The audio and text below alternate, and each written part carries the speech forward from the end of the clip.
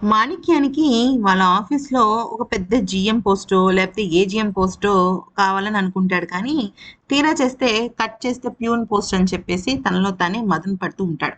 అయితే ఆ సమయంలో ఎలాగైనా సరే సీతాకాంత్ దగ్గరున్న అగ్రీమెంట్ పేపర్స్‌ని తను దొంగలించి వాటిని చించేస్తే ఓ పనైపోతుందని అనుకుంటాడు. అందుకనే ప్యూన్ వేషంగా మార్చుకుని గ్రీన్ టీ ఇవ్వటం కోసం సీతాకాంత్ రూమ్‌లోకెళ్ళేసరికి సీతాకాంత్ కనిపించడు.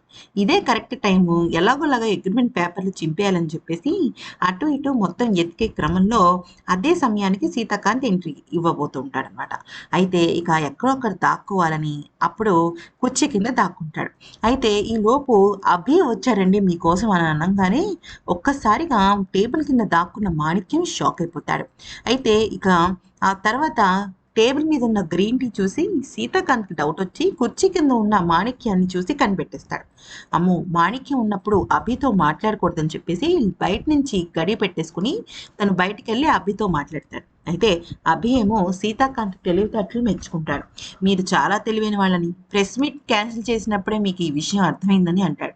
అయితే సీతాకాంత్ అసలు నువ్వెందుకొచ్చావో చెప్పరా డైరెక్ట్‌గా ఆఫీస్‌కి అంటే, నాకు ఊటీ అంటే చాలా ఇష్టమని, ఊటీలో నాకొక రిసార్ట్ కొనివ్వాలని అంటాడు.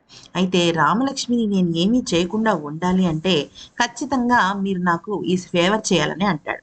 అయితే సీతాకాంత్ ఏమంటాడంటే, నేను లిమిట్స్‌లో ఉన్నంత వరకే నీ ఆటలు కానీ, రామలక్ష్మి విషయంలో నీ జోక్యం కానీ పనికొస్తుంది. వన్స్ నేను గనక నా లిమిట్స్ తీసేశాను అంటే, నిన్ను నిమిషంలో చంపి అవతల పడేస్తాను అంటే, అప్పుడు ఈ రిసార్ట్ ప్లాన్ గురించి బయట పెడతాడు. మరి ఈ వీడియో నచ్చితే లైక్, షేర్ అండ్ సబ్స్క్రైబ్.